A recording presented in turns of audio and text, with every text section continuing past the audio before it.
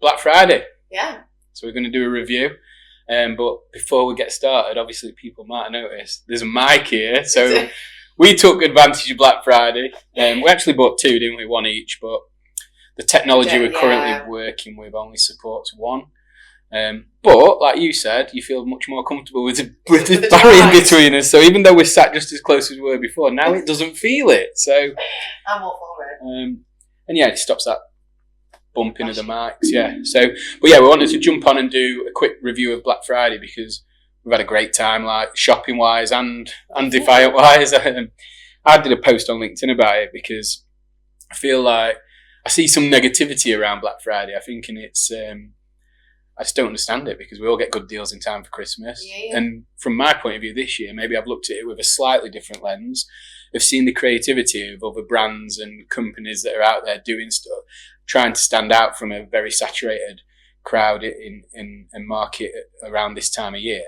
I find it really interesting and really, really cool to look at some of the stuff and develop ideas for next year. I've already got one idea, but I'm not going to... Don't spoil it. Yeah, so I've got something good. Creativity is always entertaining to watch. It is, especially when you know how hard it is, because we know, like, constantly trying to find those ways of engaging people. Definitely. It's difficult. But yeah, I think from our point of view, I think Black Friday weekend as it was, we started on the Wednesday night, specific to our mailing list. So what we did was, on Wednesday, anyone that was on our mailing list only got codes emailed directly to them with 24 hours early access. Yeah, and then at 8 o'clock on Thursday, we just made them live to the general public, and we did that via ads. We had an ad running throughout Black Friday for people to come direct to the website, which saw an uplift in traffic, so that was good. But yeah, I think and I think one of the main things that I was so pleased about and proud of really was how well it went on that Wednesday night to our database. So, and I'm going to hand most of this credit over to you for this, because your ability to sort of help me see the value in nurturing that database, and a lot of people that listen are probably on that mailing list, and they'll notice this year, due to the ideas that you had, that we needed to engage with everyone a little bit differently, and not always trying to sell, trying to have a bit more fun, trying to let them get to know us and get to know the brand.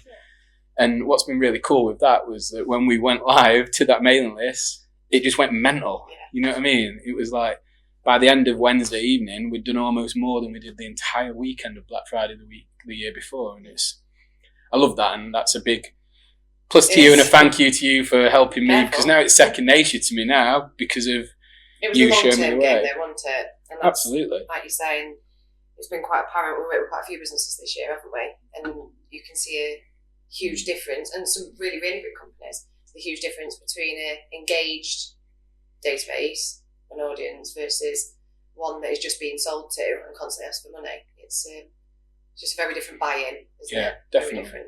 But it has taken a year. It's no quick fix. No, it has, but it was worth it. So see where we take it next year. Yeah, keep going. So we're going to do a little mini review of some facts and figures, just to see how good you are. Well, I haven't checked, so... No, I have. I was looking at the numbers on a semi-minute basis during Black Friday. So I reckon the industry standard for conversion over Black Friday, I think, is around 3.5% from what we heard at the Technology Marketing Conference last year. So what do you think our conversion was over this weekend, over the Black Friday weekend?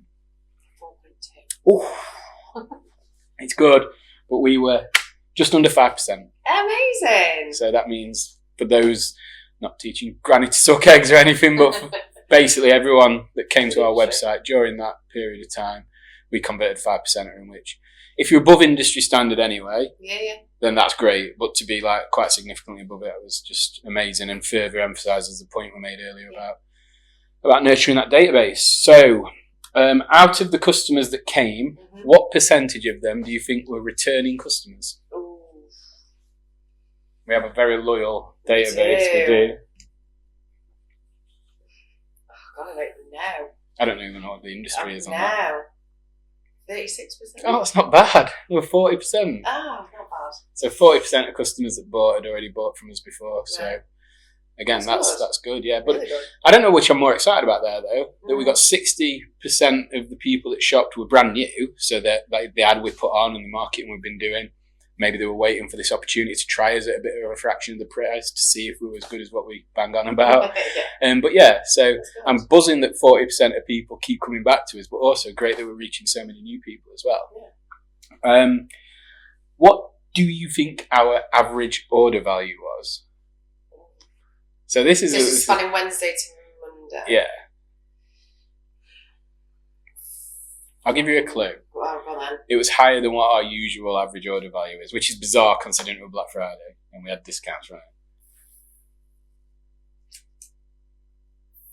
43.75. Not bad. It was like 48.95. Oh wow, that's amazing. But that's another, we had offers running all weekend. So our offers, for those that don't know, if you bought from our Eternity range, which was the crew neck or the hoodie, you got a free pair of socks. Obviously that bumped up the average order value a bit. We had 25% off pretty much all of our new products in our main range. And then we had a sale section that in some products had up to 70% off.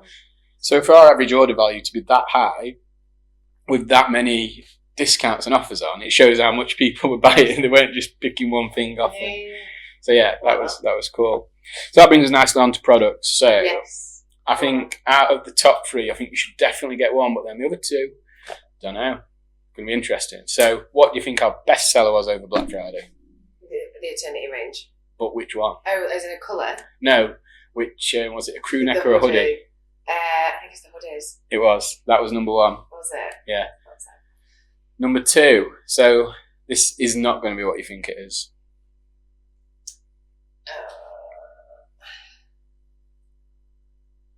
The Infinity Bra. Nope. It was leggings. Was it? Which we don't sell a lot of leggings. We do okay. We do better at events. This is something we're trying to.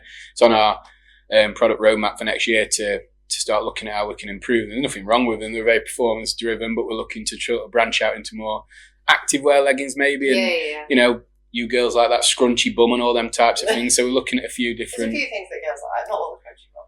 No, but it's that fit, how obviously all the performance side of it, but so that they don't roll down and they don't do this, they don't do that. So your testing ability prior to me for leggings probably wasn't. Yeah, me and my dad when my dad put a pair on, they didn't fall down. He looked good, so we just went with it. Like the bras. Yeah. Is there footage?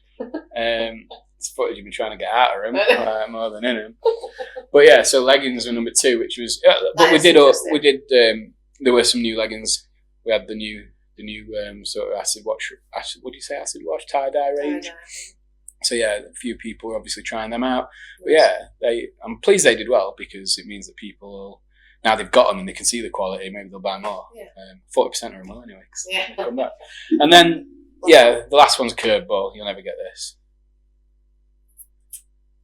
You packed a few orders. Nah, they're a good seller, but you packed a few of these. I'll give you a clue. No, that was a shocking clue. Yeah, I'm trying to make my shirt longer. Long sleeve?